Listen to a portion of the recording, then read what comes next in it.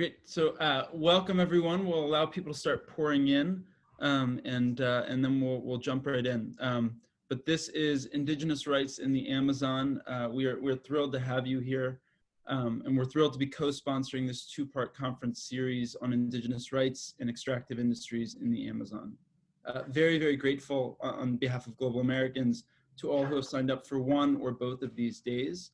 And while we have you, we'd like to give a special thanks to the U.S. Embassy in Suriname and Ambassador Karen Williams for her support of this project. My name is Mentel. I am the Executive Director of Global Americans. For those new to our organization, please find us at theglobalamericans.com, where you'll find critical analysis on the region that seeks to broaden the discussion of the Americas and the Caribbean within the global context. While you're there, we would also invite you to check out our new podcast, which is a joint venture with the Canadian Council for the Americas, and it's called Two Gringos with Questions. Recent interviewees include Francis Fukuyama, former New Zealand Prime Minister Helen Clark, anthropologist Wade Davis, and many more. I'd also like to announce before we get into our panelists, our recently launched Caribbean Corner program, where you can find a lot of news and analysis on the Caribbean, the Amazon, and generally on the region, on important issues that we're discussing today, with many of the panelists here contributing to that work. So for today's event, for those watching at home, we'd invite you to interact with us via the Q&A box at the bottom of your screen. Just a note that we may or may not get to all of the questions due to time, but we will be actively monitoring them, and we do invite you to contact us in that way. So without further ado, I am delighted to be joined by some of the top experts in the Indigenous rights and peace building and good governance space. And we'll start with Luis Gilberto Morillo, who is the former governor of the predominantly Afro-Colombian state of Chocó, and a former top advisor to Colombian President Juan Manuel Santos, where he served with distinction as presidential advisor and director of the Todos Somos Pacifico development plan. Luis Gilberto later served as Minister of Environment and Sustainable Development, and throughout his career in public service, he has been on the front lines of conceiving of and realizing innovative solutions for a better future for Colombia and for Latin America. Next, we have Jorge Andrés Forero Gonzalez, who is currently working with Indigenous and Afro-Colombian nations in the implementation of Colombia's 2016 Peace Accord. He has spent the better part of the last decade working on designing public policy to transition Colombia from its long-standing armed conflict to a peaceful post-war society, focusing particularly relevant to this conversation, on the environmental and land conflicts in the country. He's a member of the Ethnic National Coordination for Peace and Director of Peacebuilding at the think tank Centro in Colombia. He's joining us now from Boyacá. Apapoe is a professor in public sector management and integrity of governance at the Anton University of Suriname. Her scholarly work is regionally focused in Suriname and the Caribbean and focuses on the role of good governance in dual governance systems, specifically in relation to the dynamic between Surinamese national government and tribal groups. Magda Monteza is our final panelist here, and she is a strategic planning specialist at the Panamanian Department of Government and a former Hubert H. Humphrey Fellow from the Maxwell School of Citizenship and Public Affairs at Syracuse University. Magda has 3 decades of experience as an economist working with international organizations to address socioeconomic issues. So now that we have intros and bios out of the way, we're going to dive into this Q&A. And again, for those watching at home, feel free to jump in with the Q&A section. We will be monitoring that. So we'll start, Luis Gilberto, with you. You were a former governor and trusted advisor to the Santos administration. Can you just tell us a little bit more about your work on Colombia's Pacific coast, and perhaps speak to some approaches that governments in the region have taken successfully to promote economic growth, but also do that while respecting Indigenous land, Indigenous communities, and environmental concerns? Right, thank you very much. I'm really thankful to you and Global Americans and the U.S. Embassy and the Youth Education and Leadership Foundation for this opportunity to share some of my experience working in Colombia on issues of environment and racial and ethnic inclusion, and regional from the Pacific coast. And also I'm glad to share this panel with this excellent and outstanding expert. Very good discussion. Let me say this, I looking at Suriname, I compare with Colombia, and I see this moment of opportunity, of excitement with the election of the new president of the country, President Santoki, because President Santoki gave this fresh air to implement innovative policies. So this is a moment of change, of transition. And I think that any country in Latin America should take into account two principal factors. One, that all our countries are very diverse in terms of its population, particularly from the ethnic and racial perspective, and also diverse in terms of geographies. And that's the case of Colombia, when we have 25% of our population is Afro-Colombian, identify themselves as Black, 25 in Latin America. And also we have 10%, almost 10% of indigenous communities, and very diverse also. The second factor is the diversity in terms of ecosystem and biological diversity. And Latin America in general have very important biodiversity hotspot that need to be taken into account, that natural wealth. And those factors need to also include their very important sector and very important population that have been protecting those natural wealth, which is indigenous, Afro-Colombians, in the case of Colombia, and in the case of Suriname, obviously indigenous communities, Maroons communities. So from the perspective of Colombia, my recommendation is to really design new policies that are inclusive and that can incorporate, obviously, the protection, the conservation of biodiversity, the inclusion of ethnic minorities as a base for any development, in order to respond to the contemporary challenges that we face, not only challenges in terms of climate change, in terms of biodiversity loss, in terms of environmental degradation, but also in terms of drug trafficking, social inequality, in terms of migration. So that's the base really to respond to these challenges. And that's my advice. What we did in Colombia was very innovative, taking into account, we have architecture to take into account the voices of minorities and ethnic and racial groups. And also listening to them and making decisions with them through a consultation processes. And the opportunity moment that we had was the negotiation and the implementation of the peace process. So that's my recommendation really in this context for Suriname. Thank you so much, Luis Gilberto. I'm gonna actually turn this to Jorge Andrés now, who also worked extensively on the peace deal between the Colombian government and the FARC. Jorge Andrés, does the 2016 peace deal, as Luis Gilberto alluded to, does it give any guidance for potential peace deals between the government and indigenous groups? And can you speak a little bit to the obstacles that the government has encountered in implementing the deal with respect to commitments to indigenous and Afro-Colombian communities, and maybe how you would characterize relevant actors' commitment to upholding elements of the deal? Thank you, guys. So Chibusqua for everybody. Chibusqua is an expression to say hello to everybody in a Muisca Nation language. The Muisca Nation language, it was a really big, important community in Colombia that is in the center of Colombia. And I'm right now in this region of the country, so Chibusqua to everybody. So first, to thinking about the title of this important forum, and say thank you to Maverick and to Global Americans and everybody that made possible this opportunity to talk. To thinking about indigenous rights and Amazons, we need to start to thinking the humanity rights and Amazons.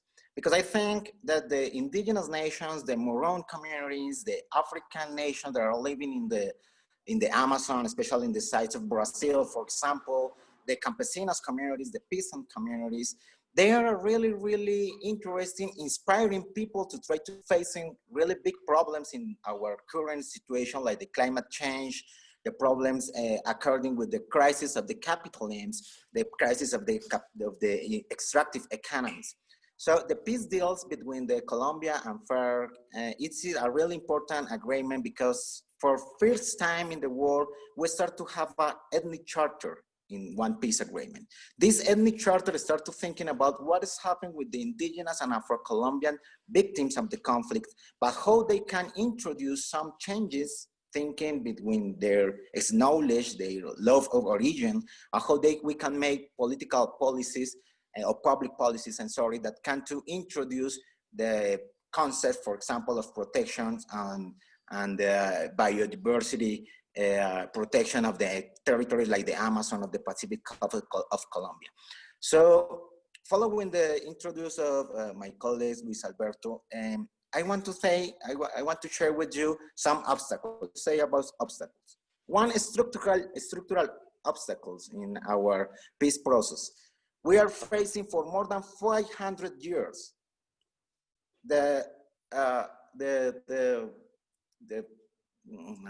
you can say, the challenge between to understand if we want to develop extractive economies. Remember that Latin American, special countries like Colombia, Bolivia, Brazil, we start to join the global war after 500 years in a way to try to say we want to produce only natural resources, destruction of natural resources, or we can start to making some kind of different economic development model for the countries.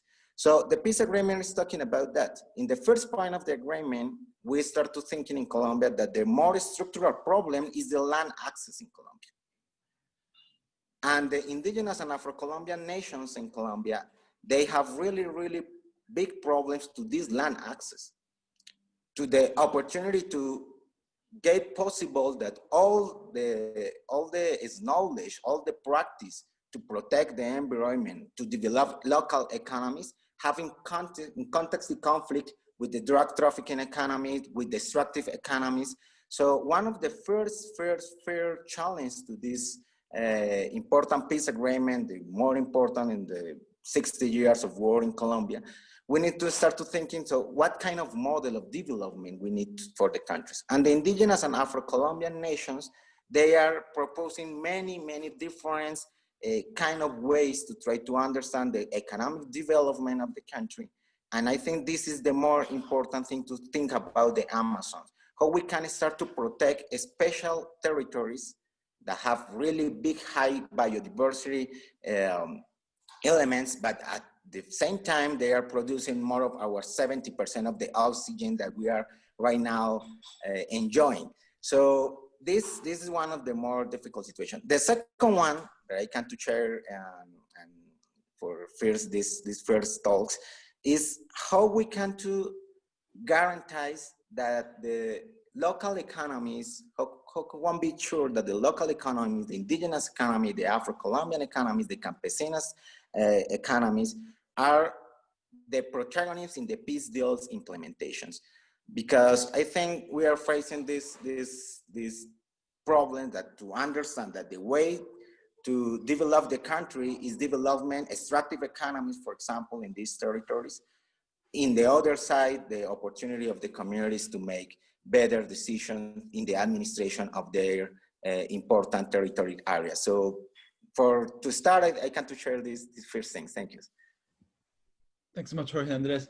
Ina, I'm going to turn to you. Speaking of communities with high biodiversity, I know your work has focused on governance issues pertaining to extractive industries and tribal maroon communities.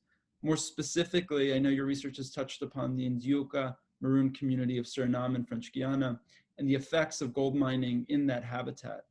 Gold, we know, is the pillar, or one of them, of Suriname's economy, accounting for over 70% of exports. Can you tell us a little bit more about the Indiuca maroon communities, your work with them, and the effects of gold mining on their habitat?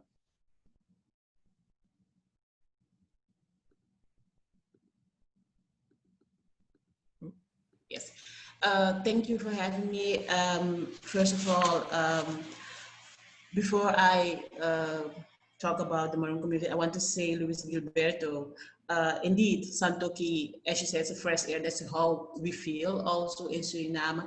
One of the things is that we have to be very, I think, careful, because in relation to gold mining and the extractive industries, because in his cabinet, there are also policymakers who had interest in those, in the gold mining sector. So it will be a challenge to indeed find solution and see how to cope with the relationship or the minorities, the Juka Maroon, and other tribal groups to cope, to deal with it. Jukas are Maroons, and I think that all of you know that Maroons are descendants of enslaved who fled the plantations in the 17th, 18th centuries, went into the remote interior, built their own society. Suriname is very rich of natural resources, and almost 90% of these resources are located in the habitat of these tribal groups. During, I think in the late 1980s, in the beginning of the 1990s, there was a gold rush and still ongoing. And it is a new source of income for Maroons also, but also for the government. So I think that, and that leads to conflicts, to problems about ownership of the land and the natural resources. Gold mining has never been a source of income for Jukas, but after they found the gold started to flourish, the sector, it became right now the main source of income. And you know, when there is where somewhere there is for gold mining or other sectors that are flourishing, you get people from outside. So we have a lot of Brazilian garimpeiros, they call them, gold miners. And you also have in the Juka area, you have the problem that the traditional Juka authority, based on their are claiming the land as their ancestral land. And the government in Suriname, all the land belong to the government. So also the natural resources. So you see, and that's why there are some conflicts between the traditional authorities and the government. But also there are a lot of, just to went back to my governance, because I'm a public administrator, I'm looking at governance issues. You have the problem with integrity violations. I rather speak of integrity violation than corruption. Corruption is one of them, but there are other integrity violations that are very important also. So you have that the traditional authorities are giving permission to people to do gold mining, but also the government is issuing concessions. So I don't agree, can I leave it there and maybe catch it up later in the discussion? Yeah, that's perfect. Well, I think that's actually a perfect segue into a question that I have for Magda, who's done, I know, a lot of work on whistleblower policies. And so I'm wondering, in this question of transparency and the handing out of concessions, what role does effective whistleblower policies play, and how can they contribute to protecting Indigenous communities?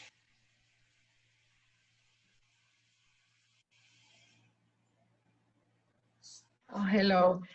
Thank you, Guy. Thank you for the opportunity to share some knowledge and some experience here. It's my pleasure to be here. I think that first of all, we have to understand what is the concept of this whistleblower. And it is important to know that there is no a standard definition about whistleblower, but in the academic field, it is recognized as the one established by Janet Neer and Marcia Micelli as a disclosure by members of the organization, former of current or illegal, immoral or illegitimate practices controlled by their employers to people or organizations that may be able to act on it. So the relation with this kind of measure or tool to fight against corruption is that whistleblower protection, it is a necessary element of a coherent strategy for reporting fight against corruption. This includes other measures to create an ethical culture in public and private sectors. Considering the interaction that occurs between public and private actors, when there is corruption, reporting practices in the private sectors and in the public sector can be mutually reinforced. So these complaints, and this is the issue, are an extremely important aspect in the fight against corruption because it becomes the act that makes it possible to reveal the facts or suspicious of corruption so that they can be investigated and, if applicable, punished.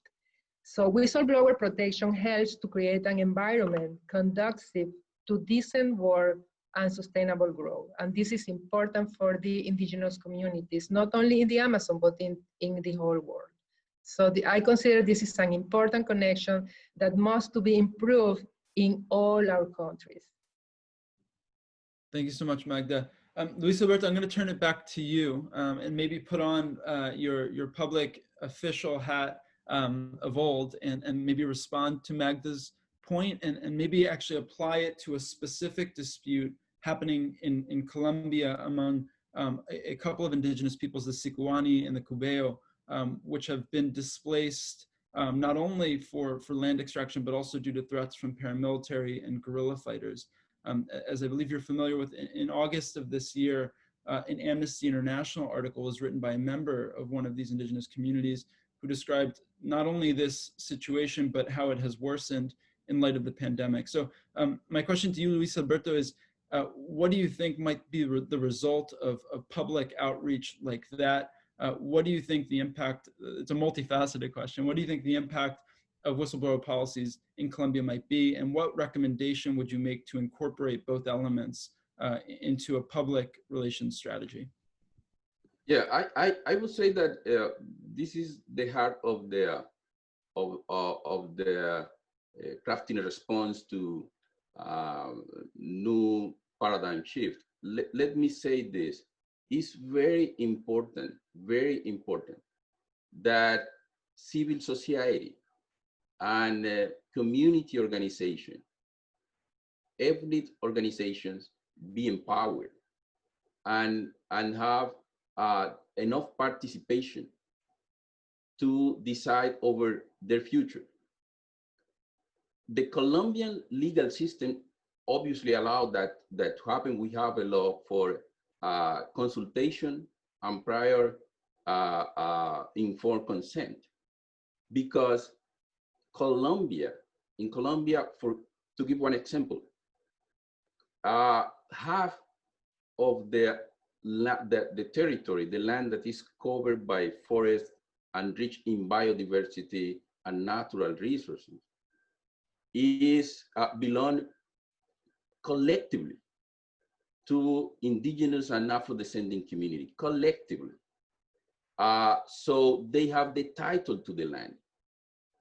And it's very important to clarify their land rights for those communities. That's the first step to empower those communities. And also to give participation in decisions at different levels, at the legislative level, at the policy level, and the program and project level that affect them. Because they have the vision of development, as Jorge Andrés mentioned. And the country needs to get to a unified vision of development. And in that regard, the vision of development of our communities is the conservation and sustainable use of natural resources. And because it's the only way to respond to the challenges that we have. But we have similar threats. One, obviously, illicit economies. Illicit extraction of gold, what we call illegal mining. We have the threat of drug trafficking, illicit extraction of timber, and this is associated with natural resources. The government needs to make alliances with communities and with civil society to respond to these challenges. And the COVID-19 pandemic exacerbated that situation. But you have to sit down in the cabinet with communities and align people and have aggressive agenda for environmental protection, aggressive agenda for protection of communities, and very aggressive agenda for spatial planning, territorial planning, because you have to come to an agreement of the level and equilibrium of sustainability. And in that regard, fighting corruption is central, is key, because that's the way to provide transparency to licensing processes and to all these processes.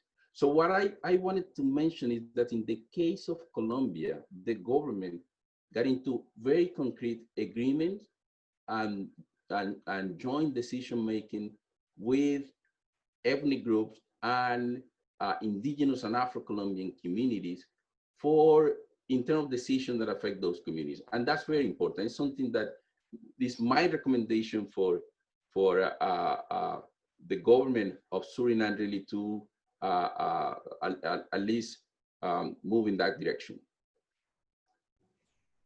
Ine, I want to turn it to you. Luis Gilberto hit on what I think is a critical issue, this the difficulty in obtaining land title to ancestral land belonging to indigenous communities.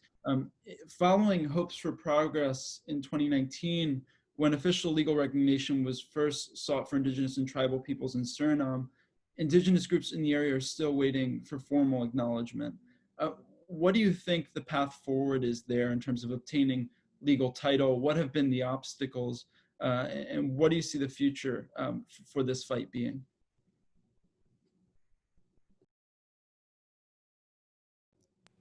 Okay, I think that, you know, tribal communities and indigenous people has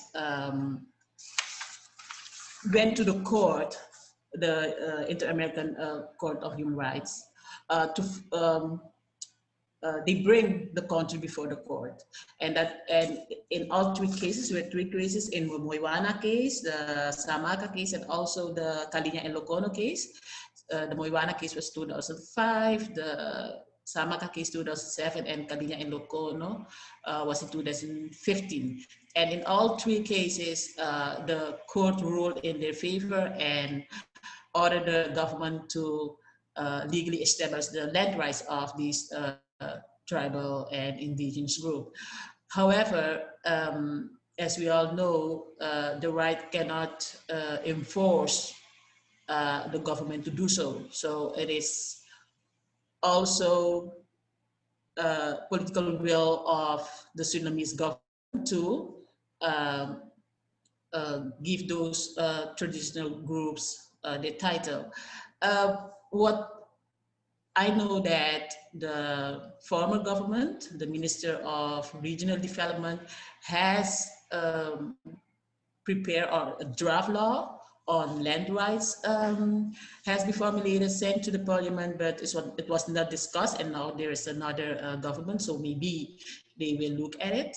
But I think the main problem is that Suriname is a multicultural country. I think a lot of Latin American countries have more like more larger communities, indigenous communities. So for Suriname, because it's multicultural, other ethnic groups are like, why should they, the Maroons and indigenous people, get land rights? The country is for all of us, so we can. So that's one of the major problem. And I think that as tribal and indigenous community, although they are doing a lot to get their title on land, I think we had to educate the Surinamese society and also the Surinamese government. Because when people don't know anything about you and are not interested in your way of living and just, I think that that's one of the things. Educate the people and tell them why you need the land. I went to Ditabiki, and that is Ditabiki, and that is the residence of the Njuka paramount chief. And when I went there, there was an acting Gama because the other one was passed away. And we were talking, and he told me, he said, you know what? Always people of the government are coming here. And they told me, yes, this land is domain land. And he said, I told them, my ancestor told me when they come here, there was no one here. And he said, you know what? I told them, next time you come, bring Mr. Domain with you. I want to talk to him because I want to know when he was here and how long he is here and why he claimed this land. I said, so, and he told them, never come back if you don't bring Mr. Domain with you. So that is just to give you an example of how people, how the government are dealing with the land rights issue and how the difficulties for those groups to find and get legal title on the land. Thank you, Ina. Magda, I'm going to turn it to you very quickly.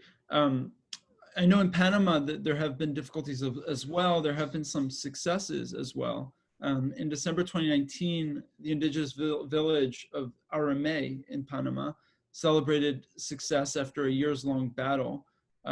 But the resolution made clear that titling indigenous lands in protected areas was possible. But what has this accomplished? What changes have come about out of this? And is this a sign of positive things to come for Panama? Yes, indeed. This situation is the result of a years-long battle, starting maybe in the, in the 1985, something like that. So the resolution established the legal criteria to apply by the Ministry of Environment to determine the feasibility of giving a good eye to applications for allocation of collective land presented by indigenous communities. So they should be recognized by the traditional authorities, and those polygons are overlapped. They should be overlapped partially or totally with protected areas or lands at the state's forest heritage. So I consider that the main change this has provided to the region is that the ministry has started to elaborate the survey of the cadastre. I think this is a correct word, the cadastre, and the classification of the resources of the region. So that is a very important issue and very important thing that the communities, the indigenous communities in those areas have right now.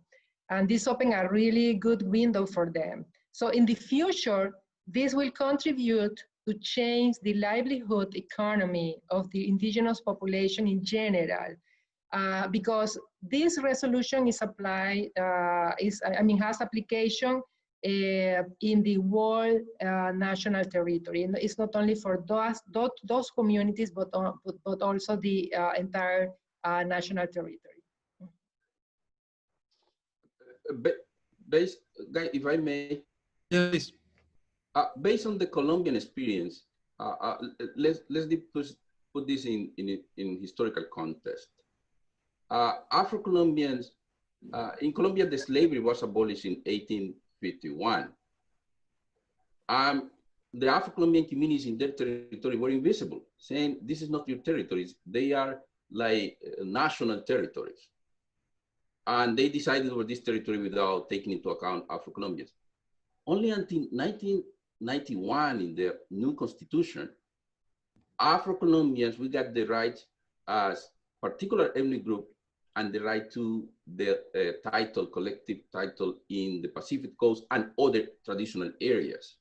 But that was after political mobilization. This is a question so important that you don't leave that question only to the government. And this is why you need, obviously, this political mobilization changes at the normative level even at the constitutional or legal level, and have very active advocacy. When we got the title and then the law 70 that regulated those titles, Afro-Colombians and the government were able to secure the title technically because of the advocacy of the World Bank with a specific loan. So it's very important to have, as you mentioned, this advocacy at the international level to like move the government to fulfill this right. And this is very important because you have tremendous challenges. For example, you cannot respond to deforestation that is exponentially rising in Suriname without providing land rights and land titles to these communities that have protected those environment. That's not important only for Suriname. That's important for the Amazon. That's important for the Caribbean. That's important for Latin America and the Caribbean and the world. That's key to do that, and the international community should bring the attention to that. The U.S. government need to use that influence that they have also to talk to the government, to put that on the agenda, because it's very important. It's extremely important. And also is how there is very good organizations in Suriname that can support this. WWF, Conservation International, Amazon Conservation Team, that can also need to help these communities to get their voice heard. I want to make emphasis on that. That's what Afro-Colombians did. It's like, that's your priority, Mr. National Government that I was part of. And said, no, you come here and you need to talk about our priorities. Have not been easy. It's difficult, but you have to continue insisting on that. And the COVID situation is exacerbating this problem. So it's very important that the international community pay attention to this situation in Suriname. I'm going to turn now to Jorge Andrés, who I know has been at the forefront of a lot of this political grassroots work for the better part of the past decade, working with tribal communities, working with Afro-Colombian communities. Jorge Andrés, can you speak a little bit to what Luis Gilberto was just referencing, this idea that you not only need to engage national governments, but form international alliances with NGOs, with other governments, and how that is manifested on the ground in your work? Yeah, thank you very much. I think one important thing in the international level is the ratification of the Colombian government and other governments around the Amazons, because we're talking about the Amazon, but in Latin America too, about the International Convention 169 of Indigenous and Tribal and Other Communities Convention of the International Labor Organization. This is a convention from 1989, and they are talking about the important thing of consultation of the communities. So how you can make that the international law in the local level, the consultation of the communities. And right now we are facing in Latin America that all the more important indigenous organizations, many African Latin organizations, they are talking that they are losing the right to this consultation. So we start to thinking about that, what kind of priorities has the government? In the Colombian case, we have in the last 5 years, almost 3 or 4 different projects to stop the consultation of the local communities, of the indigenous and Afro-Colombian communities, because they say, we have a problem here, because the future of the Colombia is the extractive economics, make more profits for the extractive industries. And at the same time, the local economies start to be like a problem for these kind of projects. So here we start to facing, like the big trouble to try to say what kind of priorities we want for our country or for the humanity. The protection of these spaces, for example, in Colombia, we have more problem because we have the problem of the drug trafficking and the army conflict, but is the same to other areas in Latin America. I want to say that, for example, Luis Alberto say it's really important, the land rights, the clarification of these land rights, and we start to have trouble because the no legal economies. And we start to say this is the problem in Venezuela, So you have all the Arco Minero area, and they say this is a problem because the illegal economies. But what about the legal economies? So when we start talking about destruction by legal protection of the government of Colombia in territories like the Guajira Nation, this in the north of the country, we start to say a big company, international company, and that's the way to try to thinking about the international community, how can to work here. International companies that make a big extraction with the permission of the government of Colombia will be the same when I heard about the case of Suriname. And you have the right to this extraction, and the local economies are in a really raw situation that before ever, because destroy their local natural resources, destroy their river, destroy many of the more important access to life rights. You know, we are talking here, when we are talking about indigenous or nations in our continent, we are talking about the life of people. So we destroy this economy with the legal advice of the government, because the government say, okay, you can make this kind of extraction, then we destroy everything in these territories, and what is happening about that. So we need to start to thinking about that. For example, I meet one example that is really interesting to me. The family Chomsky, the Chomsky family that is living right now in Massachusetts, they start a big research to try to understand where in the Colombian area, in the North Colombian area, in the Caribbean, in the Guajira area, where the coal is coming from Massachusetts. And they start to see the impact of the industrial economies of Massachusetts, industrial economies based in Massachusetts, making in our indigenous nation. And they say, okay, we don't want this kind of coal. And I think this is kind of active role of the international community to try to say what kind of extraction economies we want. In Colombia, we are facing, for example, some kind of fights to try to say to the international community, don't take meat from the Amazon areas, because this meat, and we are talking about the big livelihood business, this meat is coming from the Amazon, and because the deforestation of the Amazon. We saw the same in the Brazil area. Many in the European Union countries, they start to say, we don't want to buy some stuff from Brazil because we understand that this kind of stuff is coming because the deforestation process with a government like the Bolsonaro government. So this is many different kind of conflict that we are facing here. The more important thing to try to understand, like a humanity, is what kind of development we want. What do you want in the United States, guy? What do you want? What kind of industrial economy extraction do you want? Do you want this extraction that the coal is coming really cheap, the gold is coming very cheap, the silver is coming very cheap to develop some other industrial economies? So this is a big discussion here, and this is part of the peace agreement with the perception of the indigenous and Afro-Colombian nations in Colombia. Thank you, Jorge Andrés.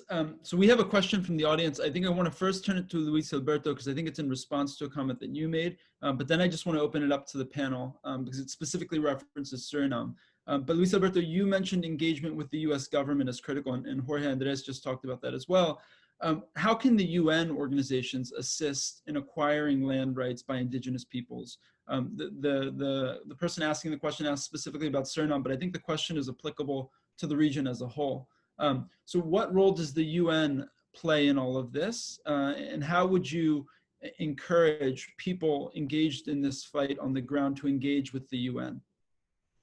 Yeah, I think that obviously the engagement of UN is critical, and the UN agencies that have some level of specialization and can support this community. And there are a framework for that. As was mentioned, it's very important to apply the framework of sustainable development goals in terms of interacting with the government. And also what the government already agreed in terms of the Paris Agreement. I hope that Suriname already ratified that agreement, the Paris Agreement, because you have a vision for the international community about getting to an economy and society that is neutral in terms of carbon emissions. And that gives some direction for development.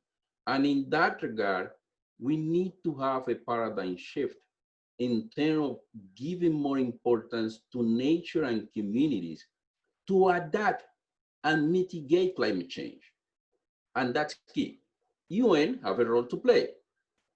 And we need, obviously, to do advocacy toward UN, but also organizations that build capacities with communities, like now very important funders and organizations that can foundation that can support that work.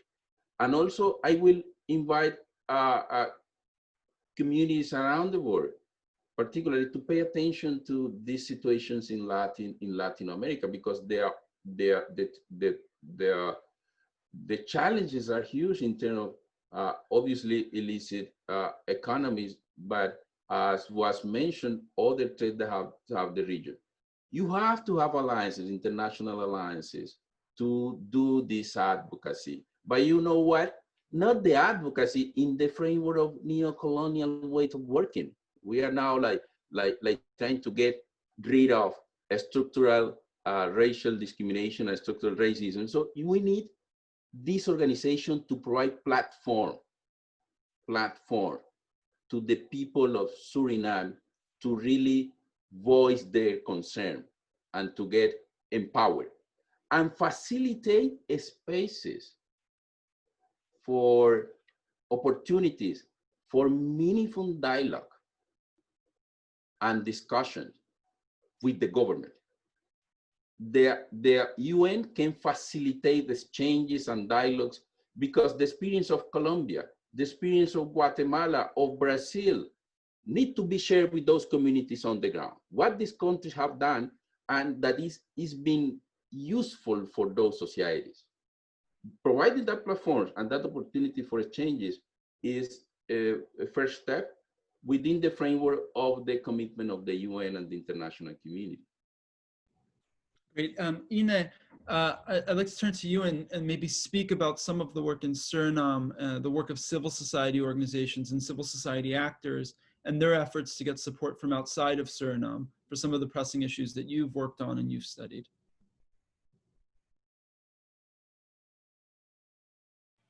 Okay. Yes, just turn it to the tribal and the indigenous groups. There are a lot of civil society organizations who are looking at or trying to get the legal title on grounds or how do you say it? The interest of these groups. The FITS, that's the foundation of the indigenous tribal leaders. They have been working on indigenous rights and together with the Maroons. You have also the Samaka, Foundation for Samaka tribal leaders. And these groups, after the Samaka case in 2007, they came together and in Ditabiki to discuss how they will try to get the legal title on lands together and protect the interests of these groups.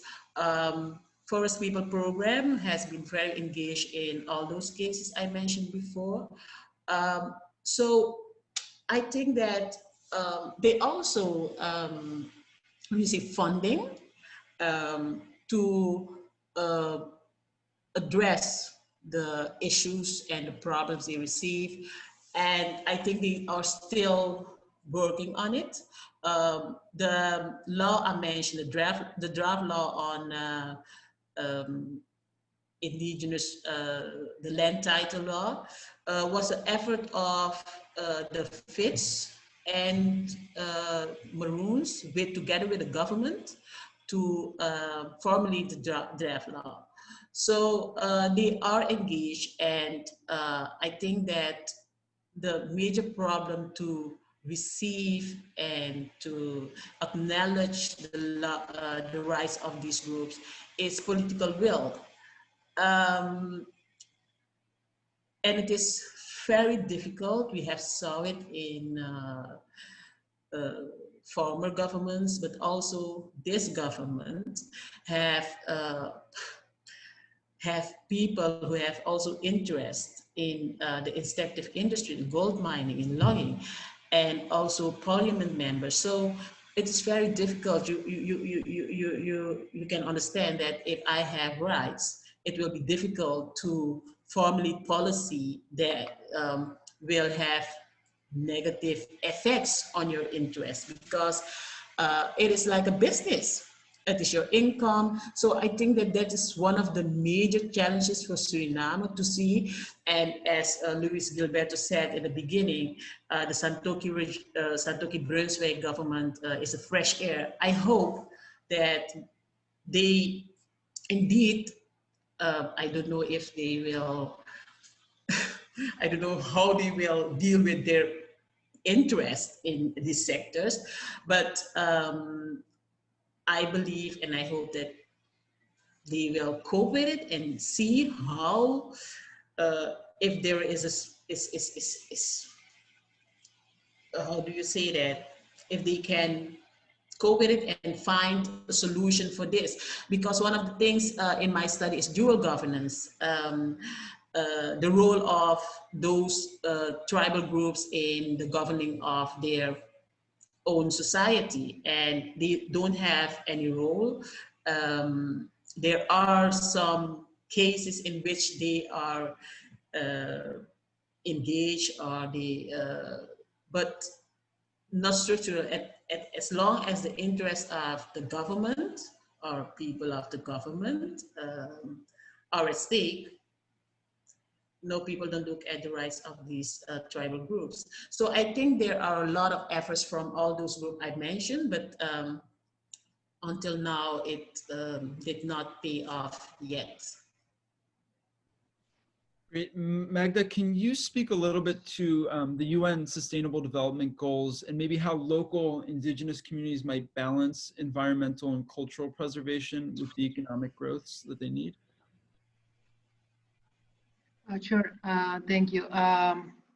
Well, I totally agree with Luis Gilberto about what he said and put in the context the SDG. Because I think that the COVID-19 has showed to the whole community a clear path to follow, and it is that the economic and social recovery must be green and sustainable, supported by a lot of elements, and those elements are included in the SDG. So, and there is, the SDG represents already a global agenda. So I consider that the nations like Latin American nations, and especially in the Amazonia sector, should encourage the support from all over the world, all the actors, all the entities, the multilateral organizations, the UN, the World Bank, the IDB, to support that poor countries advance into the SDG. And I think that there are few elements, but I want to mention two of them that are important to consider to do this. One is education. So we need to educate people. We cannot forget that not only about how they are affecting the environment, what they can do to protect the environment, but also people need to know what are the resources that they have to fight, to defend their privilege, their rights. So an indigenous community has several rights: right of education, right to preserve their culture, right to a good environment, health, right? So a lot, and people need to know what are their rights and what they can do to fight and to protect their rights. So this is important that in the whole continent, not only in the Amazonia, we educate people about that. And the other thing that I consider is that COVID-19 has shown that money is going to be a very big issue. I mean, it always has been, but now it's going to be a very, very problematic issue. So when I was doing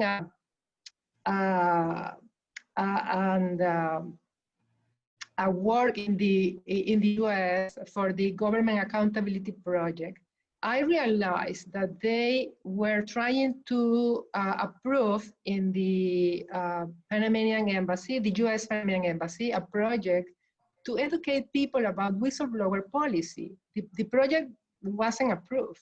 But my key point here is that some organizations are willing to do some projects. So we have to try to grab that opportunity and look for connections, look for, for joint venture with those organizations in order to get resources, not only money, but also knowledge and experience in order to protect, our the rights of the community, our rights to get the SDG that is a global agenda. I say again that it's a global agenda already agreed for the whole world. So we have to fight about that. I have been reading that, some people are like trying to put apart the SDG. And I think that we have to fight for them. But also we need to spread out what they are about and what we can do to concrete all the 17 SDG. So that's my point. Thank you so much, Magda. I'm going to ask Jorge Andrés, I'm going to ask you what sounds like a very specific question, but I think it has pretty universal implications. And I imagine that Luis Gilberto is going to have a comment on this as well. There was a death in Bogota on September 9th of Javier Ordóñez, who was a lawyer who was repeatedly shocked with a stun gun as he begged, enough, please, no more. And that prompted mass mobilizations on the streets of Bogota. But as you know, Jorge Andrés, the situation in remote and rural communities has been and is even more dire. We've seen over 350 human rights defenders, including Indigenous, Afro-Colombian, and other community leaders killed since 2017. So my question, again, it sounds specific, but I think it has universal implications. What can we as people who have a platform do to shine light on these killings in rural communities so that they get the same attention that a killing like Javier Ordóñez, as tragic as it was, got? And can you speak a little bit to what we've seen in terms of the peace agreement and how it slowly seems to be unraveling in more rural areas, touching upon a lot of the themes and issues that we're discussing today? Yeah, thank you. This is a really, really big and difficult question because it's in the heart of the big problem that we are facing between the implementation of the peace agreement, the hope of a peace agreement, and the everyday killing of social leaders. So you were talking about some data, but we have from the signing of the peace agreement, more than 1,000 social leaders killed, according with the Organization of Human Rights, like the Comisión Colombiana de Juristas. So it is a really, really, really, really hard time for that. So in the beginning, I think, however, that is the more important hope moment for the country. So after the killing of Ordóñez that you were saying in the September 9th, we start to facing some important social movement that is coming from the last year, is coming from the sign of the peace agreement, a more important society that are choosing better, I think, in the election process, for example. They start to choosing better what kind of alternative we want to face in the country to make a possibility of the peace building process a process of 30 or more 40 years, because I think this is the real problem in countries like Colombia, that for 60 years was in war, and some special peace building studies say that at least we need if we face 60 years of war, we at least need 30 years of peace building process, continued peace building process. So when you were talking about what is happening in these rural areas, I think one of the more important things that we need to start to making possible is that the international communities, international organizations came to Colombia, start to see what is facing, go and support the local communities, the indigenous communities, the Afro-Colombian communities, the campesinas communities, because right now we are facing the more difficult time in the peace agreement, because the displacement of thousands of people start to be frequently in all week by week. So it's really hard to say what can we do, because we have right now the UN system in Colombia, the UN system helping to support the peace process implementation. We have the European Union, some important agencies, some important embassies working here together. But I think it's the more difficult time for the peace agreement is that the current government don't want to support the full implementation of this peace agreement. And I think the change of these agendas, in every time agenda in Colombia, we have like 4 years election. So these kind of changes in the agenda don't help to support the full process to contain these social movements that want to really improve the democracy in Colombia. So I think the role of the organization like us, the Global Americans, the other organization, is to start to be involved directly with the communities, start to make some collaboration between communities and communities, because we are here talking, for example, about the role of the United Nations, or we are talking about the role with government and government. But now to improve the democracy in countries like Colombia, after 60 years of war, we need to start to make collaboration between peoples and people. So I think, for example, in the case of Suriname, that we are facing this important event talking about Suriname, how the Suriname communities, the Maroon communities of Suriname, can to learn with the African Colombian communities of Colombia directly, not necessarily government to government, because how you say in the government stage we have some different agendas, but people to people. Making some collaboration, try to thinking about, for example, mining. We were talking about gold mining, and some area like the Pacific area of Colombia, the mining is one of the more principal economy, the local economy, and support many of the more important local economies, but at the same time have like these illegal problems, and at the same time have the problems of the big companies, extractive economics companies. Yeah, I think this kind of collaboration can to support these kind of problems together. In the peace agreement, we are really hoping that the Duque government start to hear more about the international community, the social movement that are in the street, talking about is necessarily the implementation of the peace agreement. And with this peace agreement, is not the best in the world, but it's the best that the people do in the world, because the last peace agreement is the best one in the full history, because we learned to the other peace agreement, for example, from Guatemala or from Ireland on other peace agreements. So right now, this is a big conflict between the implementation process, the peace agenda, or start to returning to the narrative of war and only to thinking about that the ex-guerrilla members or the ex-guerrilla groups, the ELN groups, are the big problems of the rural areas in the country. So Anders and all of this together might maybe help us to make a peace process of improve our democracy in Colombia. Great. I know we're nearing the end of our time. I think we're going to just go to 2 last thoughts. First from Luis Gilberto, and then Magda, and then we'll come to a close. Thank you, guys. One about what Ines said on political will, and that's true. To the contrary to Colombia, well, the problem in Colombia is that the government have no political will to implement the peace process and to listen and to leaders in community. That's very clear. But in Suriname, the President Santoki said that he is willing to reform. So I think that the international community need to facilitate this conversation with communities, empower them to affect and to get into an agreement on the development agenda, not giving the government to decide by itself.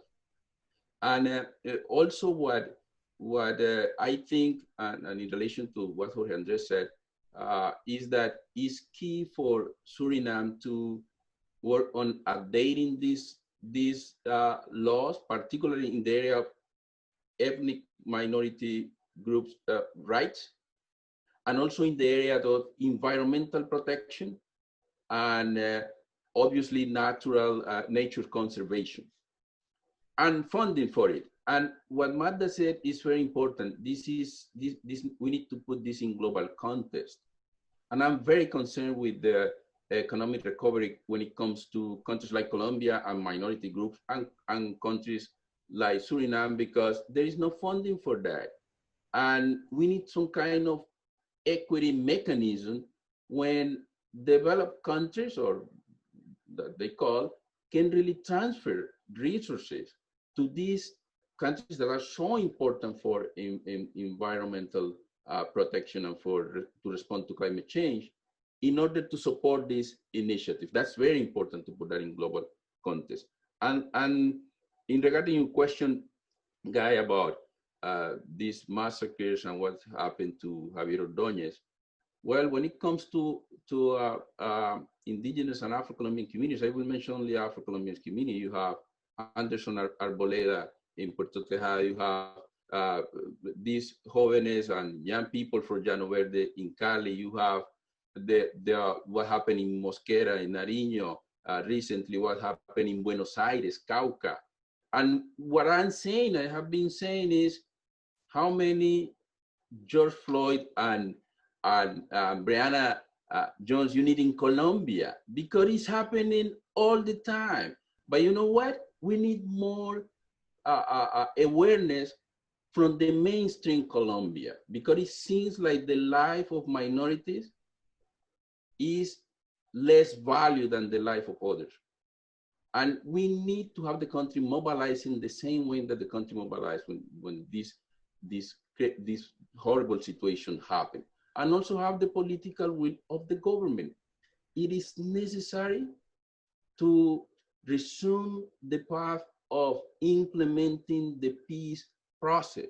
We need to stop killing each other. And that's the future that I don't want to see in Suriname, with the threat that Suriname have now, in terms of drug trafficking, in terms of illicit extraction of minerals, in terms of conflict between communities. I don't want to see that happen in any other country in Latin America. Thank you, Luis Alberto. I think so many of the parallels that you just mentioned are glaring in terms of the United States, but really all over the region. This idea of focusing only on certain killings and elevating attention towards certain issues at the expense of others. Magda, can you maybe address that? I know you have some closing thoughts before we wind down here. Yes, there are maybe 3 ideas that I would like to share, because I realize that there are 2 questions there about the mining sector and how local communities are dealing and coexisting with development sector together. And this has a lot to do with education, and I already mentioned that. And I consider that the other idea that I really want to point here is how good is to demand and to apply, not only for the government, but also for the international NGOs and the local NGOs, the open data. So this is a very useful tool that we have to use, and we have to demand as a citizen that, you know, open data. So this is the way to know what is happening and what is what the government is doing in order to, you know, to the concession that they have doing in the mining sector, in the energy sector, in the port sector, in all the sectors. So it is very relevant to mention that as a key point for that for that situation. Open data makes people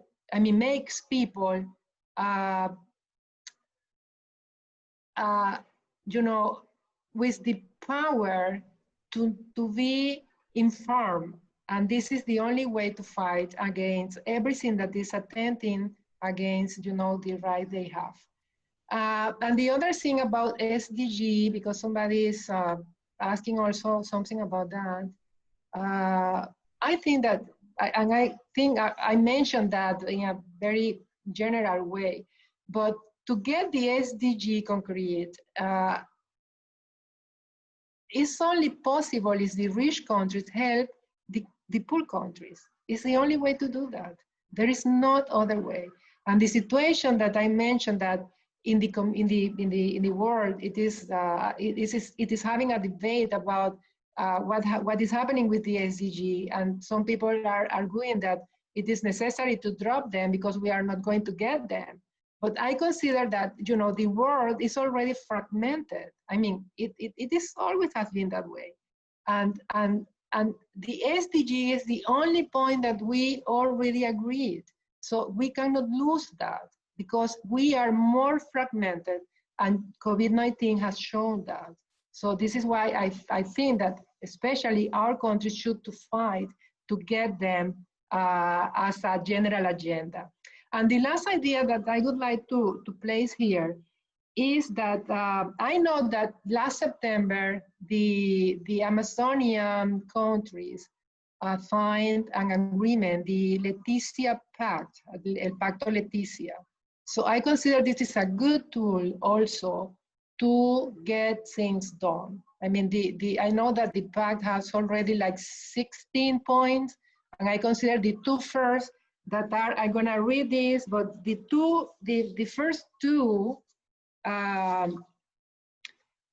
open the opportunity to discuss about corruption, about, you know, to get more accountability about what is happening in the Amazonia. So I think people from the Amazonian region should to get that pact and do something with that, educate people about the content of the pact, and use it as a tool to fight and to encourage the participation, you know, of the whole community into the region, in the Amazonian region, I mean. So that's the only thing. Great. Ina, I know you have one last thing to add. Yes. The one thing I want to say is I want to emphasize the efforts of the Maroons and indigenous groups and foundation in Suriname to address the interest of these groups. However, they are successful, but the implementation, that's the problem. And I think that I listened to Luis Gilberto, Jorge, Magda, Guy, and I think that all your thoughts, suggestions, and advice, I think that this group can use that to indeed establish the legal acknowledgement of their rights, or at least find solutions in working together with the government for the governing of the natural resources in their area. I think that so thank you for that, because I think all of you just jump into the issue of Suriname, and I'm very grateful for that. So I've learned a lot today also. And thank you for having me, Guy. I think we've all learned a lot, and really grateful and honored really to share this virtual stage with all of you. Thank you to all who have stayed for the entirety of this event. We've gone about 15 minutes over the time that we asked people to reserve for this event. So with this, we close. But if you are interested in these topics or other topics, we again invite you to join us at our website, theglobalAmericans.org, and to tune in next week where we have our second panel on extractive industries in the Amazon. So thank you again to all listening. Stay safe, stay well. Until next time. Yes. Bye, everyone.